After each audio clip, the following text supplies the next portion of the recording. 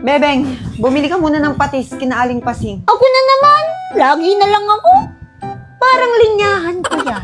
O, Duday, sige. Ikaw na lang ang bumili. Ay, ako na naman. Lagi na lang ako. Oo nga, te. Linyahan mo nga. Ba't gumaganyan kayo mga bata kayo? Huwag kayong tatamad-tamad. Magpapasukan na matatapos na itong bakasyon nyo. Ako na naman matitira dito. Wala akong uutusan kahit ni isa sa inyo. Sulitin nyo na itong bakasyon. Tulungan nyo naman ako.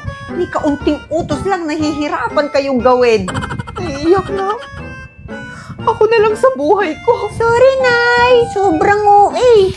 O siya, sige na, bumili na ng patis. Magluluto pa ako. Wala pa tayong ulam, magtatanghalian na. Bilis! Bumtiyaya, bumyay. Ante! Ano, Nay? May ipis! Asan? Hala, nagwawala na yung ipis! Nay! Yung ipis nagwawala! Kumuha ka ng walis. Paluin mo, pisain mo. Gumawa kayo ng paraan. Hindi ko kaya, nakakatakot. Mas malaki pa sa akin yung ipis. Asan na ako? Nasaan yung ipis? Ayun sa nasa pinto. Bebeng, si Aling Muturing yan. Ano ka ba? Ako pala yung ipis. Ala, si Aling Turing pala. Akala ko malaking ipis. Sorry po. Bebeng, Duday. Oh, Nay. Mababa yung score nyo last quarter, ha? Babawi kayo ngayon. With honor nga ako eh. Anong with honor? Baka with horror, ha? Look, Oh, magre-review tayo. 1, 2, 3. Tama na muna nga yung kakaselfon mo, Duday, ha? Mag-review muna. Padolong lang eh. Sabi ng teacher nyo sa akin, mayroon kayong same subject at siya rin ang teacher nyo doon. Oo, si Ma'am Turon. Anong Ma'am Turon? Nak, may turon ba sa kantin? Bilan mo nga ako. Kaya Ma'am Turon. Ganun. Basta mag-review. Binigyan niya ako ng possible question na baka raw lumabas sa exam nyo sa logic. O, eto yung unang tanong. Anong hayop ang madalas mauntog? Di tanga. Tanga yung hayop na yon. Bakit kasi lagi siya nauuntog? Di comatose na yung hayop na yon kasi lagi siya nauuntog. Mali. Ha? Ang sagot doon ay dog. Dog. Dog. Kanino dog yan, Nay? Kawawa naman. Ewan. O, next. Ang tawag sa isda kapag hinati sa gitna. Hinati sa gitna. Alam ko na. Isdang manananggal. Si Sarian yung isda. Ano si Sarian? Isda ay hinati sa gitna. Daing! Daing yun! Nanay, piling ko tama si Bebeng kasi daing naman yung isdang may hiwa sa gitna, di ba? Hindi. Ang tawag sa isda kapag hinati sa gitna ay tuna. Kasi tuna. Pag hinati sa gitna, dalawa na sila. Tuna. Last question. Anong tawag sa hayop na pangit? Hindi mo alam, Nay. Ang tawag sa hayop na pangit ay ikaw. Tama!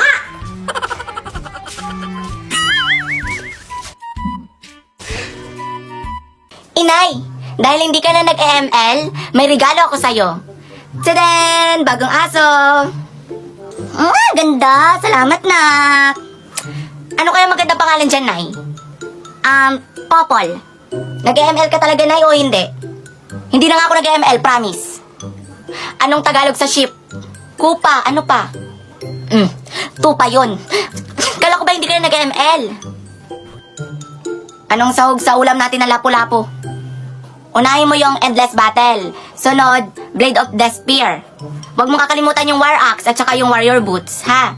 Tapos, syempre, para mas sumarap, lagyan mo ng Rose Gold Meteor. Kumpirmado, nag-EML ka talaga. Ay, tsaka pala, balita ko, marunong ka daw mag-Chinese, Nay. Ay, oo, marunong ako, natutunan ko kanina. Sige nga, bigyan mo ako ng example, Nay. Sunshi. Sige na, magluluto. Bakit kasi naging kapatid ko pa yung baklitang yan? Kanina ka pa! O, Ray! Ano pang tinatanga-tanga mo dyan? Magsaing ka na ron! Maghugas ka ng plato tapos labhan mo na yung mga damit. Linisin mo na tong buong bahay. Magwalis ka, mag-agiw, maglampaso. Yung CR din, linisin mo. Ano yung sinisigaw-sigaw mo? Wala po, Nay. Anong wala? Napaka-OA mo. Paiyak-iyak ka pa dyan! Nagpa-practice lang po ako umacting, Nay. Diyos ko! Acting! Para saan, Aber? Gusto ko po kasing mag-artista, Nay. Artista? Ang taas yata ng pangarap ng gaya mong bading. Hay, nako, Ray! Magtigil ka nga dyan sa ilusyon mo! Hindi para sa'yo ang pag-aartista! Tingnan mo nga yung itsura mo! Madungis ka na nga, bading ka pa! Mahiya ka nga! Ang mga dapat na nag-aartista, yung ganito, yung maganda, makinis, at syempre yung may mga talent. Okay po, Nay. Sige po. Gawin ko na po yung inuutos niyo. Abay, dapat lang! Kaysa tutunga-tunga ka dito sa labas at nangangarap ka ng gising! Pakisama sa mga labahin doon. Ay, naku! Kakainis! Bakit kasi naging kapatid ko pa yung baklitang yan? Hayaan mo na. Okay lang yan. Para sa akin, ikaw pa rin ang nag-iisa kong prinsesa. Malamang! Hindi naman magiging prinsesa yung si Ray, no? Hindi naman siya girl kagaya ko. Tama nga naman. Ako na lang palagi nakikita nila. Sa bagay, 3 lang naman kami dito sa bahay. Di ko alam kung malas ba na naging ganito ako. O ganun na lang talaga yung tingin nila sa mga katulad ko. Sanay naman ako na hindi nila ako tanggap. Pero hindi talaga ako sanay sa amoy ng mga damit nilang malansa. Amoy patis! Miss ko na si tatay. 2 buwan na rin simula nang umalis siya sa Pilipinas. Kumusta na kaya siya doon? Ay, makapaglaban na nga. Thank you, sir. Ganda nito Panigurado, magugustuhan to ni Sofia. Ganito yung mga gustong-gusto ng anak ko si Ray. Ayan, tama. Kapag naipadala ko to sa kanya, panigurado, papansinin na ako noon. Masama pa rin siguro yung loob ni Ray. Simula nung umalis kasi ako, hindi ko pa siya nakakausap sa telepono. Eto na, Ray. Sige na, binilhan na kita ng makeup mo. Ay, Diyos ko. Wala na naman pera ang tao.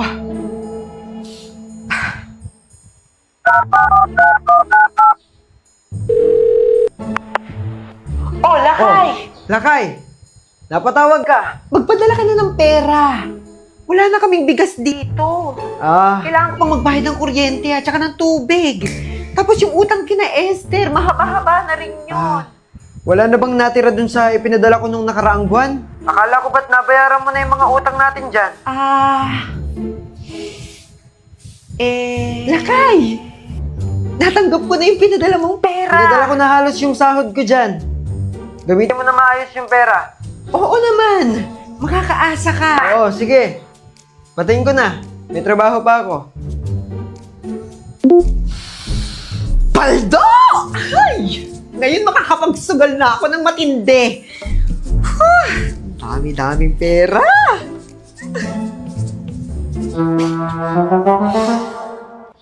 Diyos ko! Ray! Ray! Nay! Ano pong nangyari? Wala kang pakialam! Kuhanan mo ako ng tubig doon! Bilisan mo! Sige po. Diyos ko! Talo na naman sa sugal! Dito na nga lang sa scatter, baka makabawi pa! Eto na po yung tubig, Nay. Ay! Malas! Imbis na makabawi, naubos lahat ng pera!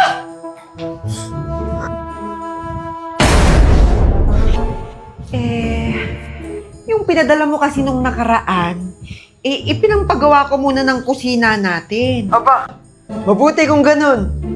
Sige, magpapadala ako agad mamaya. Ay, naku, salamat naman. Kumusta yung mga bata? Hello, Tay! Ipapadala mo na ba yung mga gift na hinihingi ko? Oo, anak. Naipadala ko na. Yes! Hintayin nyo na lang dyan, ha? Nasaan nga pala si Ray? Si tatay po ba yan, Nay? O siya. Mamaya na lang ulit. Ay, di ko pa rin nakakausap yung anak kong isa. Sige, trabaho na. Pwede ko po ba siyang kausapin, Nay? Wala na. Pinatayan na ako. May trabaho pa kasi yung tatay mo. Sige na po, Nay. Kakausapin ko lang saglit. Pa-epal ka? Wala na nga! Ano? Ulit-ulit tayo dito? Miss na miss ko na po kasi siya eh. Simula kasi nung umalis siya, hindi ko pa siya nakausap. Kung mismo si tatay, puntahan mo na lang siya sa ibang bansa. Ninya! Ninya! Ninya! Sino na naman itong tumatawag na to? Nay! Nay! May tao sa labas. Kanina ka pa tinatawag. Sobra naman sa OA! Hala! Nasaan? Nasaan? Mana sa'yo? Kanina ka pa tinatawag yung tao doon. Baka mapaos na talaga yun. Ito na nga ni. Ito na nga ni. Ninya! Ninya! Ay, eto na pala kayo. Badong? Tay? Long time no see. Bakit nandito ka na namang kalbo ka? Di ba sabi ko sa'yo huwag ka pupunta dito sa bahay hanggat hindi tumutubo yung buhok mo? Wala na tayong magagawa. Ganito na talaga to, mahal. Kadiri kinikilabutan ako sa'yo. Buhok mo, mahal! Anak, ikaw na pala yan. Ganda mo na. Buhok mo, maganda! Psst! Ay, ano ba kasi? Bakit nandito ka na naman? Ano? Pera na naman! Ayun! Natumbok mo! Natumbok mo! Natumbok mo! Tumbukin ko yung mukha mo eh! Sige na naman. Kahit utang lang muna. Wala! Hindi na ako magpapauto sa'yo, babaerong kalbo ka! Doon ka pupunta! Doon ka humingi sa babae mo! Check! Ay, saan ako hahanap ng pang-inom nito? Tatay ko ba talaga yun? Ay, ewan ko ba?